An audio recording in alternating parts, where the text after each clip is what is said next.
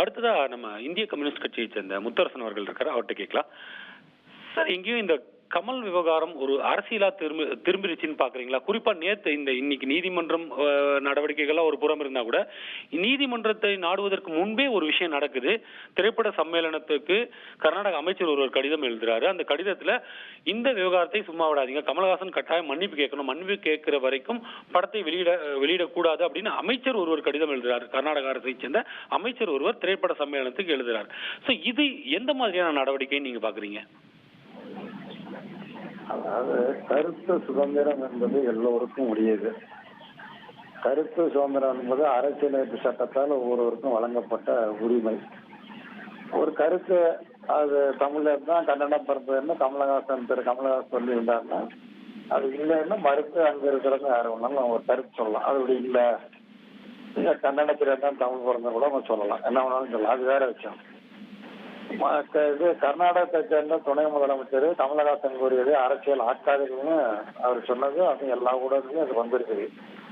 அப்படி இப்படி இருக்கிற பொழுது ஒரு கருத்து சொன்னார் என்பதற்காக அவர் மன்னிப்பு கேட்கணும் என்று மன்னிப்பு கேட்கறதுன்னு ஆரம்பிச்சா ஏராளமான விஷயங்கள் இருக்கு. மன்னிப்பு கேட்ட விஷயம் பலரும் கேட்க வேண்டி இருக்குது. நீதிமன்றத்துக்கு எதிராகவே பல கருத்துக்களை சொல்றாங்க, அரசியலமைப்பு சட்டத்துக்கு விரோதமா பல பேருக்கு பல கருத்துக்களை சொல்றாங்க. இப்படியான பல விஷயங்கள் இருக்குது. அதனால இப்படி நிர்பந்தப்படுத்தி நெருக்கடிப்படுத்தி கொண்டதில்லை. சரி, இப்ப கமலஹாசன் திரைப்படத்துறையில இருக்காரு, அவர் நடிச்சிருக்காரு, அவர் மன்னிப்புக்குன்னா படத்தை வெளியிட மாட்டேன்னு சொல்றாங்க. சரி, கமலஹாசன் இல்லாம ஒருத்தர் சொல்றாரு, அப்ப இவங்க என்ன பண்ணுவாங்க? எப்படி மிரட்ட முடியும்? அவர் திரைப்படத்துறையில இருக்கிற காரணத்தினால அவர் படம் வெளிவருது, அந்த படத்தை வெளியிடக்கூடாதுன்னு சொல்றாரு. நேரத்துல இதே கருத்தை வேற இன்னொருத்தர் சொல்றாரு திரைப்படத்துறையில இல்லாத சொன்னா அப்ப என்ன பண்ணுவாங்க? அப்ப என்ன எதை தடை பண்ணுவாங்க அவங்க?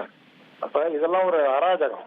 ஒரு கருத்து சொல்லி இருக்கிறாரு, சரின்னு சொல்லுங்க, தப்புன்னு சொல்லுங்க, ஏத்துக்க முடியாதுன்னு சொல்லுங்க, அதுதான் சரியா இருக்குமே தவிர இது ஒரு அரசியல் ஆக்கிட்டு அதுக்காக அவர் படத்தை நாங்க கர்நாடக மக்கள் வெளியிட மாட்டோம் அப்படின்னு சொல்லி மிரட்டுறது, அச்சுறுத்துறது, இது ஒரு வகையான ஒரு அராஜக போக்கு. இந்த அராஜக போக்குக்கெல்லாம் பொதுவாக இடமளிக்க கூடாது. அவ்வளவுதான் எனக்கு. உங்க கருத்துக்கு நன்றி. தவிர்க்க முடியாத தம்ப்நெயில்ஸ், கலக்கலான கண்டென்ட்ஸ், சினிமாவும் சீரியஸ் பிரச்சனைகளும், பல வருடங்கள் இடைவெளி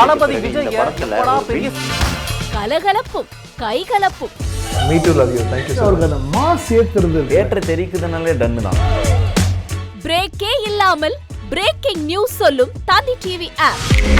இன்ஸ்டா தலைமுறை வரை இறங்கி அடிக்கும் தந்தி டிவியின் டிஜிட்டல் எக்ஸ்க்ளூசிவ். அது தண்ணிக்குள்ள போகும்போது ஹேங் ஆயிடுச்சு.